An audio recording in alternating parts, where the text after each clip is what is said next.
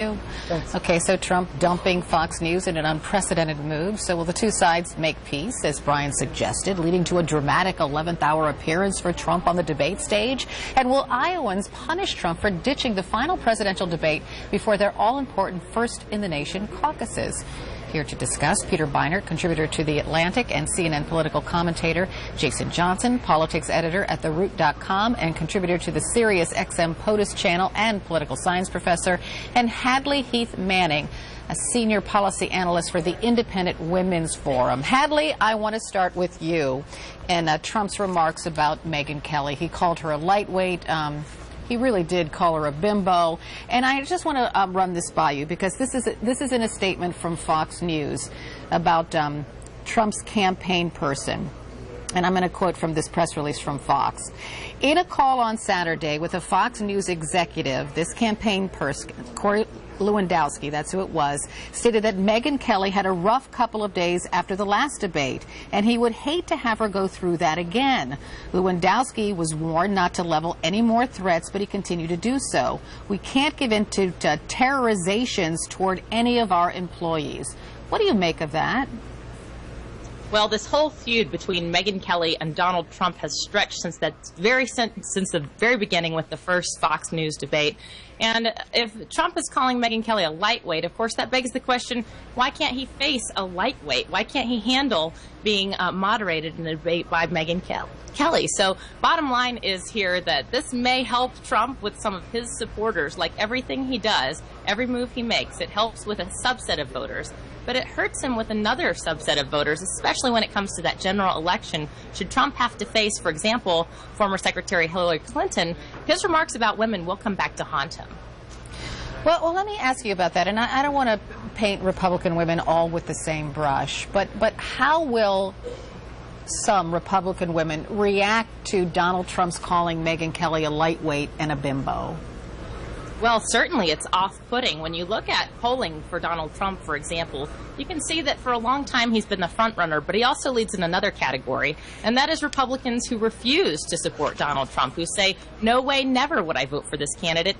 Even some Republicans in the latest poll, Iowa Republicans, 20% of them say they'd rather vote for a Democrat over Donald Trump in the general election. So it may help him, again, with that subset of voters who believe that he's lashing out against political correctness, but it hurts him with another subset of voters who believe that he's being indecent and inappropriate, especially towards women. So Hadley, Donald Trump often says he cherishes women. Do you think he really does? Oh, you know, that seems to be a backhanded compliment or a fake charitableness towards women, even in saying we'd hate for Megyn Kelly to have another bad day or two after another debate with Fox. You know, this is another way to be insulting towards women. I believe if Trump really respected women, he wouldn't have to talk about whether or not he cherishes them. It would be clear in his actions, it'd be clear in the way that he speaks about women more broadly. Okay, so Peter, there are a lot of people out there saying Donald Trump has already won because he won't have to be on the debate stage on Thursday. Ted Cruz will not be able to attack him on past comments in the past, back when Donald Trump was sort of like a Democrat, right? So Donald Trump wins. He gets to hold his own forum. He gets to show he's a big guy and he's generous, you know, raising money for wounded warriors. So, and we're not talking about anything substantive at the moment, right? I don't know if this is going to help him politically or not, but, you know, honestly, it's not really what matters. This is a disgusting human being. I mean, I don't think the original question that Megyn Kelly asked him at that debate was entirely appropriate because he had made absolutely degrading and sexist comments about women, and he has proved her exactly right. And beyond that, what this shows is an authoritarian streak vis-a-vis the media that I frankly would be terrifying were Donald Trump to have the powers of the presidency of the United States. Can you imagine what he would try to do vis-a-vis the media were he president, given what he's trying to do now, essentially trying to dictate who can ask him questions in a presidential debate? God help us if this helps him politically, because it is, frankly, to me, it's appalling and it's terrifying. So, Jason, you heard what Hadley brought up, you know, Hillary Clinton, right? But Donald Trump seems to have